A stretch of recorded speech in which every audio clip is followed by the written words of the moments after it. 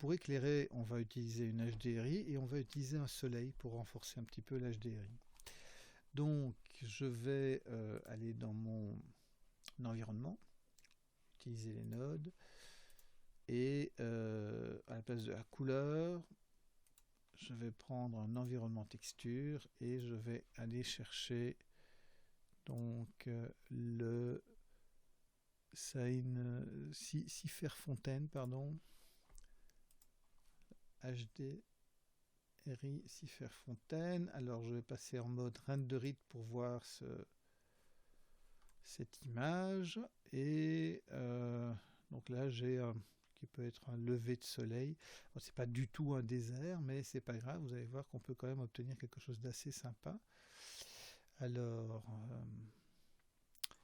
ce que je vais faire, c'est aussi aller rechercher la caméra pour essayer de me placer. Je pense qu'ici, ce serait assez intéressant. Là, quelque part.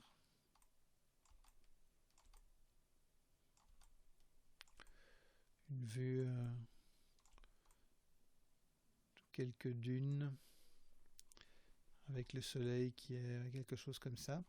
Bon, je vais aller rechercher cette caméra, donc rappelons-nous, File, Append, et je vais dans ma scène, donc dans l'exercice 1, dans le fichier Blender, je vais dans le dossier objet, et là je prends la caméra, mais je ne vais prendre que la caméra et le nom.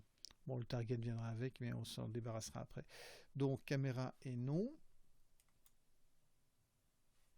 Donc, si je reviens ici, on voit le target est là parce que la caméra a en fait une contrainte qui est de regarder vers le target. On va s'en débarrasser. On n'en a pas besoin dans le cadre de cette... Enfin, en tout cas, je ne pense pas qu'on va l'utiliser dans le cadre de cet exercice. Et on a bien la caméra avec le nom. Alors, cette caméra, elle est un petit peu dans le sol. Voilà. On va en fait reprendre un petit peu la vue qu'on avait ici. Et on va placer la caméra en fonction de cette vue. Pour ça, il faut d'abord que je sois sûr que ce soit une caméra qui est active. Donc je vais sélectionner cette caméra. Si j'appuie sur 0, ok, donc je vois bien ici. 0 pour sortir. Et là maintenant, si je fais CTRL ALT 0, là je place la caméra où je suis. Mais la caméra ne voit pas assez loin parce que en fait, ma scène est un peu trop grande pour elle. En fait, elle est limitée.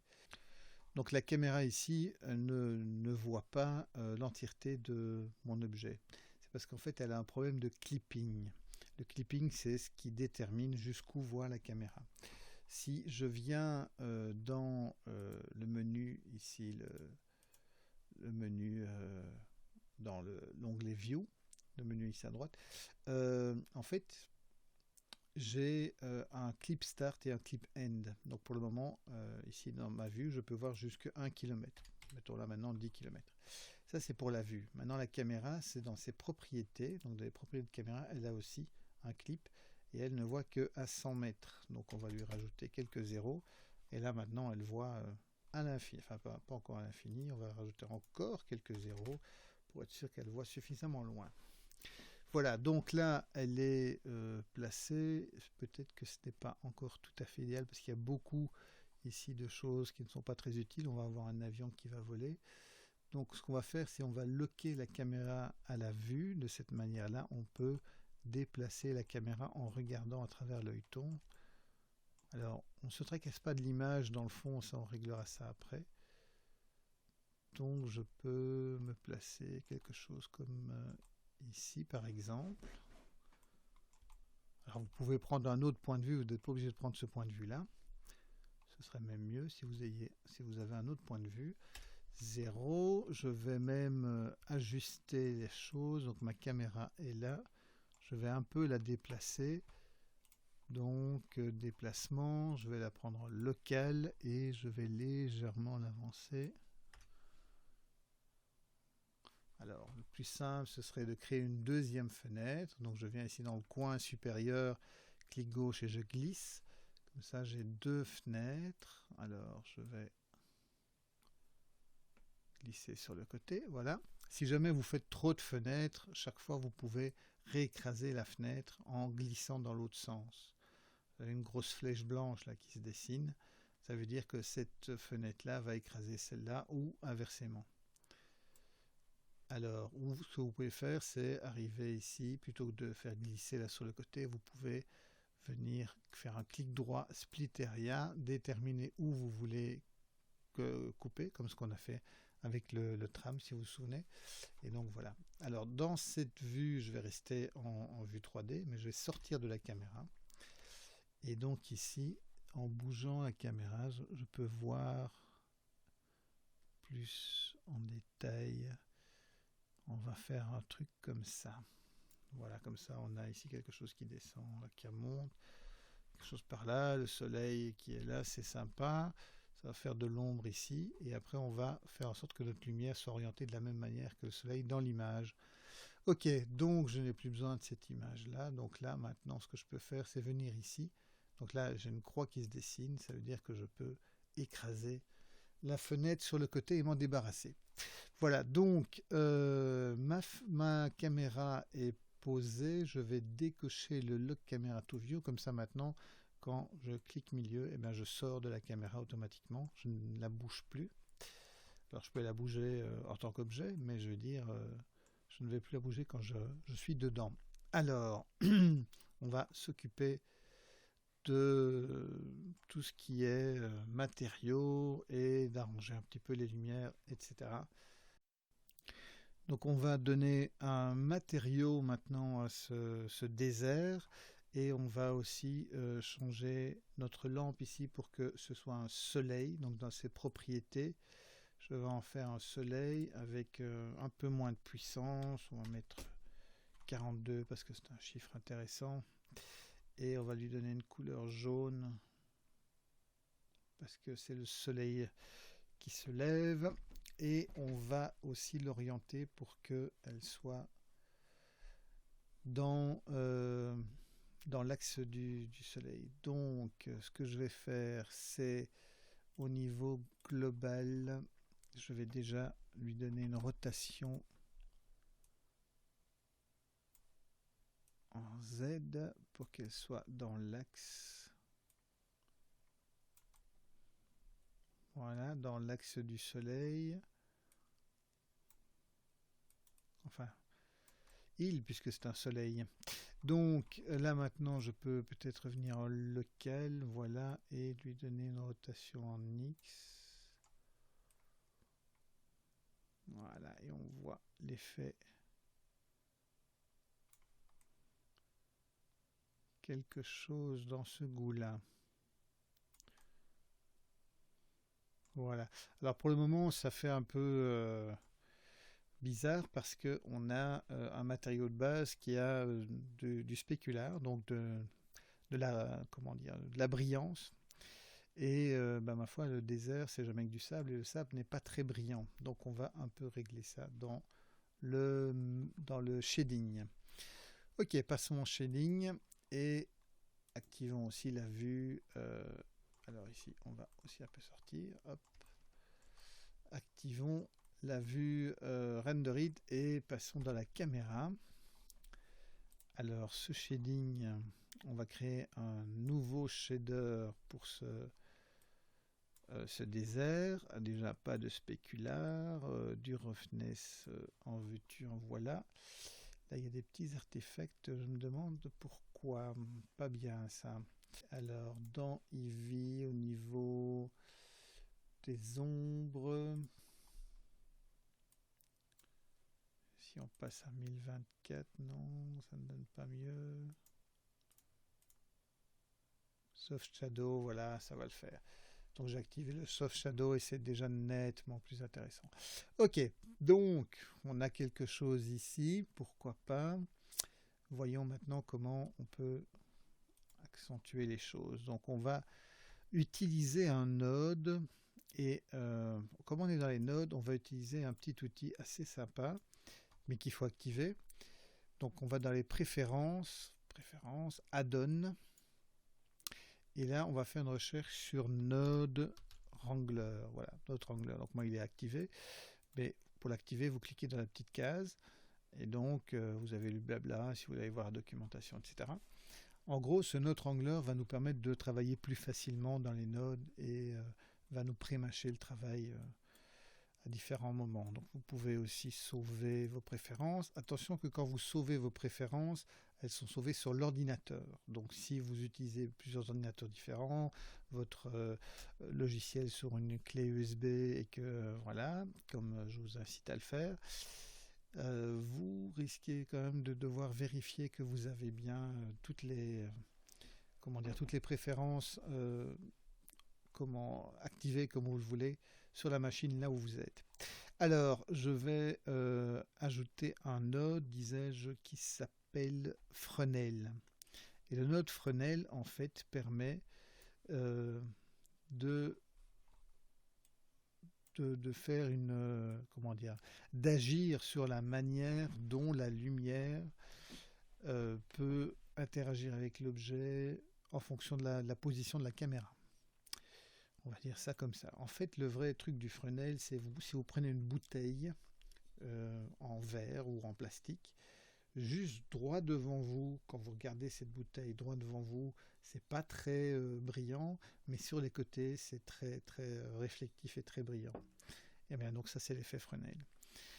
Donc, si maintenant je veux voir l'effet sur mon objet, je vais, grâce au node Wrangler, c'est pour ça que je l'ai activé, si j'appuie sur CTRL SHIFT et que je clique sur ce node, automatiquement, il met en place un viewer qui me permet de voir cet effet sur mon objet.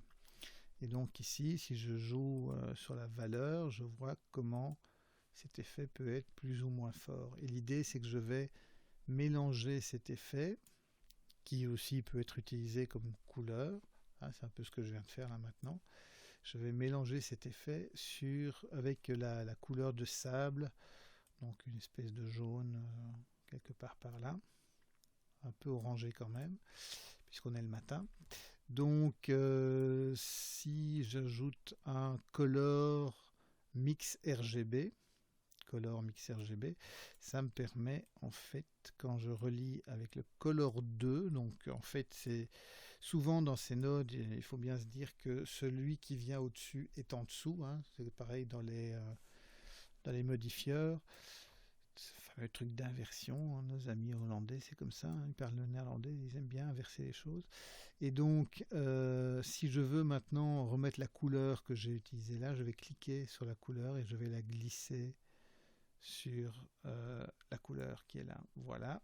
Et alors maintenant, je peux cliquer sur le base color, enfin relier vers le base color et mettre ça dans mon art surface. Alors le truc, c'est de ne pas utiliser le mix, mais plutôt le overlay. Et peut-être pas aussi fort. Alors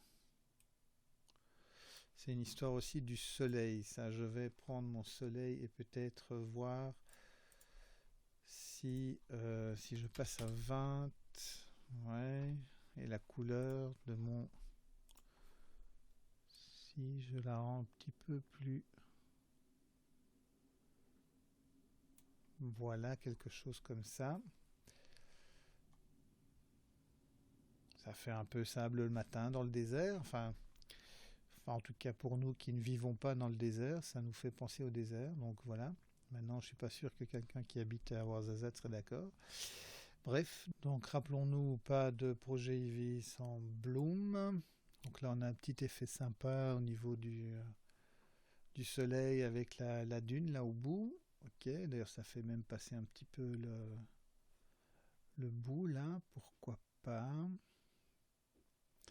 On verra bien, ça on peut toujours corriger par la suite, ajouter des petites choses. Alors on va sortir de la caméra. Ce que je peux faire aussi, vu que ma caméra est là, ce que je peux faire, c'est dupliquer.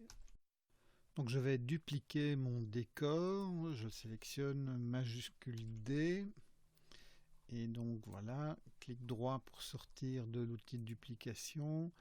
Je fais chercher l'outil de déplacement et là je peux le déplacer. Je vais le mettre pas tout de suite tout près. Je réglerai sa position par rapport à la caméra, mais je vais d'abord le rendre plus léger, parce que là, pour le moment, c'est l'objet sélectionné, il fait quand même ses 5 millions de faces. Or, je vais le mettre loin dans la vue, hein, il va être un décor au loin, donc je n'ai vraiment pas besoin d'avoir autant de détails. Et donc, je vais le décimer. Alors, pour le décimer, il faut passer en mode sous-objet. Donc, je vais appuyer sur tabulation. Voilà, je suis en mode point, mes points sont sélectionnés et on voit effectivement. Alors, est-ce que je vais quand même essayer d'être sûr que tout est bien sélectionné? Voilà, A, pour que tout soit bien sélectionné. Donc là maintenant, on range comme il est, c'est sûr que tout est sélectionné. Je vais dans Mesh, Clean Up et je vais faire un décimé de géométrie. Alors, je dois déterminer un ratio et je vais faire très très petit, 0.0012. Peut-être un 0 de moins quand même. 0,125. Voilà. Donc c'est... là, je divise vraiment beaucoup. Voyons ce que ça donne. Ça va prendre un petit temps parce qu'il a vraiment beaucoup de polygones à traiter. Voilà, donc là on est arrivé finalement au niveau des faces à 65 000 faces à peu près. Bon, ça peut le faire, hein. On a beaucoup moins de points et on garde quand même une certaine surface. Donc si je reviens en mode objet, on voit qu'on garde encore quelque chose. Évidemment, on ne pourrait pas utiliser ça pour notre scène principale, mais comme on va se mettre dans la caméra 0 et qu'on va déplacer ça pour que notre scène soit un peu plus loin, alors on a aussi évidemment des pics là qui ressortent. On va régler ça avec un peu de sculpt, mais donc on va pouvoir, faisons une petite rotation en Z, trouver un truc qui peut être un peu sympa. Oh, peut-être même sans devoir passer par le sculpt. Dans le pire des cas, si jamais vous ne trouvez pas une bonne angulation, si vous avez des choses qui ressortent, n'hésitez pas, une fois que vous avez placé l'objet, à venir modifier les bords. Donc vous pouvez, en ayant l'objet sélectionné, passer dans Sculpting. Et dans Sculpting, vous prenez une brosse assez grande. Alors, pas forcément la puissance à 100%, mais une brosse assez grande. Et vous prenez l'outil Grab. Et en fait, ça va vous permettre de descendre. Alors, si vous regardez, il y a une symétrie qui est activée. Donc, la symétrie, en fait, vous pouvez la désactiver. Donc, ça se passe ici dans le menu symétrie. Donc, pour le moment, elle est sur les X. En cliquant juste sur la case X, elle n'est plus allumée. Donc là, maintenant, il n'y a plus de symétrie. Voilà. Et donc, on peut faire descendre ou faire monter éventuellement. Ça peut être aussi intéressant d'avoir un peu de volume. Donc si je me place dans la caméra, comme ça peut donner un champ plus intéressant. Ok, donc je reviens en layout, voilà, dans la caméra, et je peux encore le déplacer un peu pour trouver le meilleur compromis. Mais donc ici, voilà, j'ai maintenant un décor qui s'en va vers le fond. Éventuellement, je peux peut-être même, puisque j'ai plus tellement de polygones, ajouter encore une copie, majuscule D, dans ce coin ici.